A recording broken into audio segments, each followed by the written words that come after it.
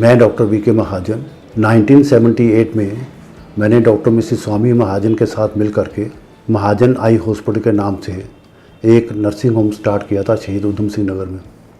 हमारा मोटो था to provide world class facilities with minimum possible charges.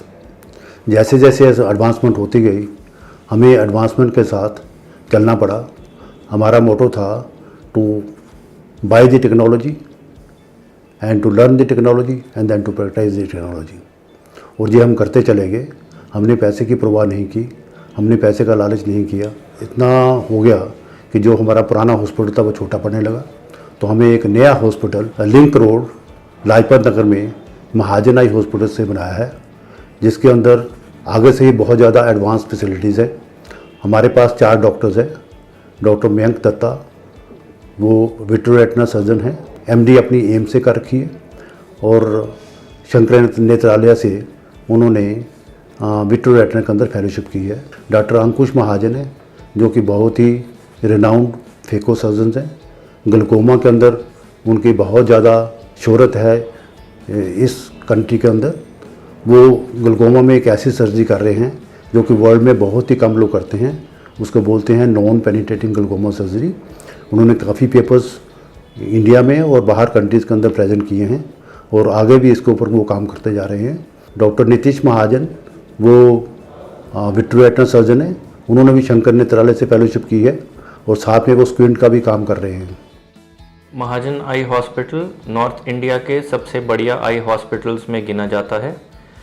हमारे यहाँ जम्मू एंड कश्मीर, हिमाचल, हरियाणा, दिल्ली एवं उत्तर प्रदेश से भी पेशेंट्स आके अपना इलाज सक्सेसफुली करा के जाते हैं। हमारे यहाँ सफ़ेद मोतिया, काला मोतिया, पर्दे की बीमारियाँ तथा अन्य आँखों की बीमारियों का इलाज वर्ल्ड की बेस्ट टेक्निक से किया जाता है। सफ़ेद मोतिये का इलाज हमारे यहाँ 2 तरह से किया जाता है। एक तो फेको इमल्सिफिकेशन, जिसे कि दुनिया में वर्ल्ड ओवर एक स्टैंडर्ड टेक्निक माना गया है सफ़ेद मोतिये के इलाज के लिए।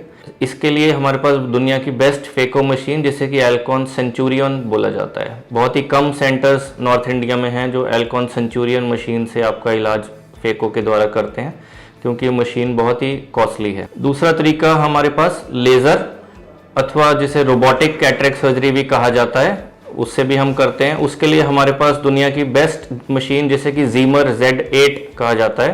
ये बहुत ही कॉस्टली मशीन है, बहुत ही कम सेंटर्स वर्ल्ड ओवर हैं जिनके पास ये मशीन है।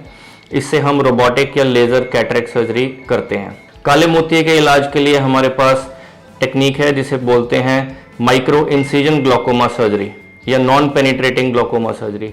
अगेन ये दुनिया में बहुत ही कम सेंटर्स हैं जो आज की डेट में माइक्रो इंसिजन या नॉन पेनिट्रेटिंग ग्लूकोमा सर्जरी कर पा रहे हैं। पर्दे के ऑपरेशन के लिए हमारे पास एल्कॉन कॉन्स्टेलेशन मशीन है।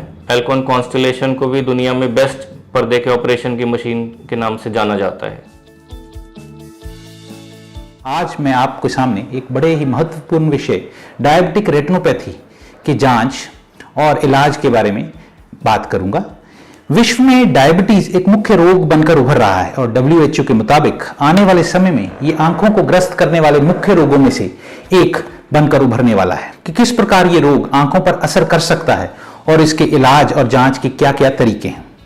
डायबिटीज आंख के आगे वाले हिस्से यानी कॉर्निया से लेकर आंख के पिछले हिस्से यानी पर्दा, रेटिना और ऑप्टिक नर्व तक इफेक्ट कर सकता है। ये बीमारी किसी भी उम्र में हो सकती है, बच्चों हो या बूढ़ों में। अगर डायबिटीज कंट्रोल नहीं है तो इस बीमारी के होने के चांस बहुत ज्यादा हो जाते हैं और ये अक्सर गंभीर रूप में आपकी आंखों पर असर कर सकती है। 2 चीजों ध्यान रखने वाली बात है।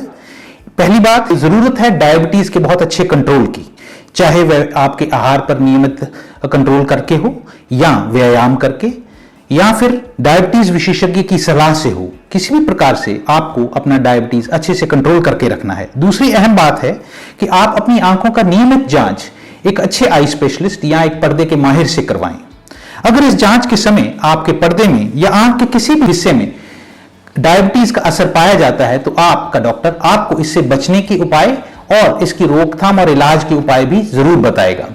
आंखों के पर्दे पर सूजन की समस्या आ सकती है और अक्सर ये नजर कम होने का मुख्य कारण बन जाती है, या ये भी हो सकता है कि आपकी आंखों की नसें कमजोर पड़ जाएं जिसकी वजह से आंख के अंदर खून आने की संभावना बढ़ जाए और इससे आप अंधेपन का भी शिकार हो सकते हैं।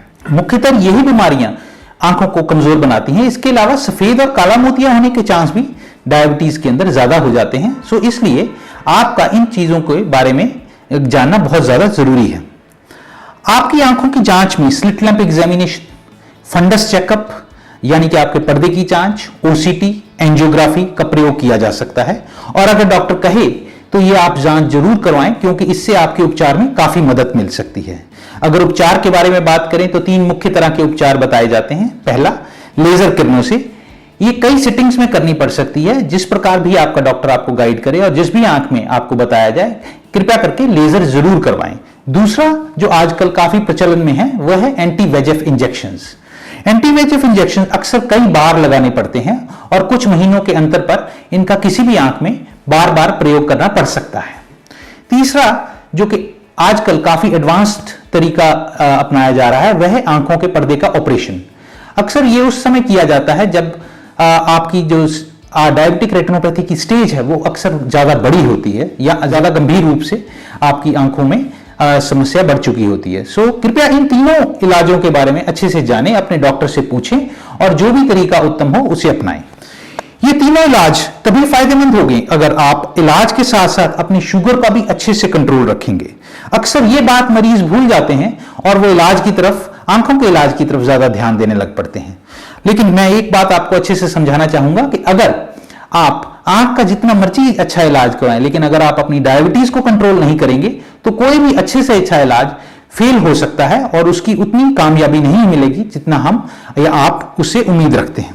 सो इसलिए हमारा हर मरीज से अनुरोध है कि ना सिर्फ अपनी आंखों का इलाज करवाएं, आंखों की देखभाल अपने अच्छे आई स्पेशलिस्ट और अच्छे पर्दे के माहिर से करवाएं, बल्कि अपनी डायबिटीज और शुगर का इलाज अच्छे से अच्छे डायबिटीज विशेषज्ञ से करें। अपने आहार को नियमित रखें, अच्छा टाइम पे भोजन लें, व्यायाम करें और इन सब चीजों से आप ना सिर्फ डायबिटीज बल्कि इनके द्वारा जो उत्पन्न कॉम्प्लिकेशन हैं जिनमें कि डायबिटिक रेटिनोपैथी मुख्यतः है, उससे आप बच सकते हैं। I'll be discussing about the best recommended foods for your eye health. Organizations such as American Academy of Ophthalmology, they continue to recommend nutrients for eye health based on AREDS report. The AREDS report, which is age-related eye diseases study report, support the following nutrient-rich foods. Number 1 is citrus fruits, which are very rich in vitamin C, which help us to fight age-related eye damage. For example, lemons, oranges, grapefruits. Number 2 is leafy green vegetables, which are rich in both lutein and zeaxanthin. They are also a good source of eye-friendly vitamin C.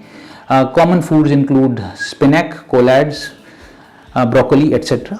Another important food is nuts and pulses. Nuts are very rich in omega-3 fatty acids. They also contain high levels of vitamin E, which can protect the eye from age-related damage. Nuts and pulses are good for eye health, and they include walnuts, cashews, peanuts and pulses. Another important food which is very good for the eye health is seeds. Like nuts and legumes, seeds are very rich source of omega-3 fatty acids and are a rich source of vitamin E as well. Seeds rich in omega-3 include chia seeds, flax seeds and hemp seeds. Another important food which is very good for eye health is fish. Fish are rich source of omega-3 fatty acids. Oily fish are fish that have oil in their gut and body tissue, so eating them offers high level of omega-3 fatty acids. The fish that contains the most beneficial levels of omega-3 fatty acids, they include tuna, salmon, trout, mackerel, sardines, anchovies and herring. ARMD या age related macular degeneration 60 साल से ऊपर की उम्र के लोगों में नज़र चले जाने का सबसे महत्वपूर्ण कारण होता है। हमारी आंख के पर्दे के सेंटर पार्ट को मैकुला कहा जाता है और ARMD इस मैकुला को धीरे धीरे नुकसान पहुंचाकर आंखों की सेंटर की नज़र खराब कर देता है। ARMD 2 तरह का होता है, ड्राई ARMD और वेट ARMD। ड्राई ARMD में नज़र को नुकसान धीरे धीरे कुछ सालों तक पहुंचता है और नज़र धीरे धीरे कम होती है। वेट ARMD में नज़र अचानक से ही बहुत ज़्यादा कम हो सकती है।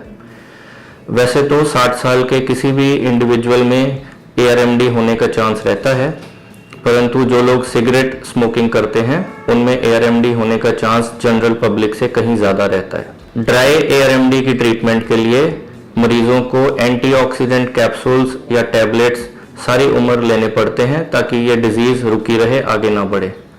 वेट ARMD की ट्रीटमेंट के लिए आंख के अंदर रेगुलर इंटरवल्स पे कुछ इंजेक्शंस देने पड़ते हैं जिनको एंटी VEGF इंजेक्शंस कहा जाता है, या फिर एक स्पेशल तरह का लेजर किया जाता है जिसको PDT या फिर फोटोडायनेमिक थेरेपी कहा जाता है। 60 साल से ऊपर के मरीजों के लिए ये सलाह है कि हर 6 महीने में किसी आंख के पर्दे के डॉक्टर से आंखों की जांच जरूर करवाएं ताकि समय रहते ARMD का पता चल सके और उसकी ट्रीटमेंट समय रहते ही शुरू की जा सके। एक अन्य मुख्य बीमारी जो कि आंखों के पर्दे को असर करती है वह है रेटिनल डिटैचमेंट, यानी आंखों के पर्दे का गिर जाना, अपनी जड़ से अलग हो जाना। इससे आपकी नज़र एकदम से कम हो सकती है और आपको काले काले धब्बे नजर आने शुरू हो जाएंगे। आप याद रखिए कि रेटिनल डिटैचमेंट यानी पर्दे के हिलने से पहले आपको कुछ समस्या आने की चांस होते हैं। वह अगर आप अच्छे से जानते होंगे तो आप अपने रेटिनल डिटैचमेंट का समय पर जांच और इलाज करवा सकते हैं। मुख्यतः ये है कि आपको सबसे पहले आंखों के आगे चमकती हुई लाल या सफ़ेद रंग की रोशनी नज़र आएगी, या आपको आंख के आगे काले काले या लाल रंग के धब्बे नज़र आने शुरू होंगे और एक तरफ से ऊपर नीचे दाएं या बाएं एक तरफ से नज़र आना कमती या बिल्कुल कम हो सकता है। अगर इनमें से कोई भी समस्या आपको किसी भी वक्त महसूस हो तो उसी वक्त या अगले दिन आप अपने पर्दे के स्पेशलिस्ट या आई स्पेशलिस्ट से जांच करवाएं। अगर समय पर हम इसकी जांच और उपचार कर लेते हैं तो रेटिनल डिटैचमेंट सर्जरी यानी आंखों के पर्दे के ऑपरेशन का सक्सेस रेट काफ़ी अच्छा माना गया है। तकरीबन 80 से 90% लोगों में हम आंखों की नज़र बचा सकते हैं और आंख अंधेपन की तरफ ले जाने से रोक सकते हैं। रेटिनल डिटैचमेंट सर्जरी में कई प्रकार की प्रणालियों का उपयोग होता है, जैसे आंख के अंदर गैस का इंजेक्शन दिया जा सकता है, आंख के अंदर सिलिकॉन ऑयल नामक केमिकल का इंजेक्शन दिया जा सकता है, कई बार बकलिंग सर्जरी का उपयोग किया जाता है और बहुत बार लेजर से भी ये ऑपरेशन किए जाते हैं। आपका डॉक्टर जिस किस्म का भी सलाह दे आप उसको फॉलो कीजिए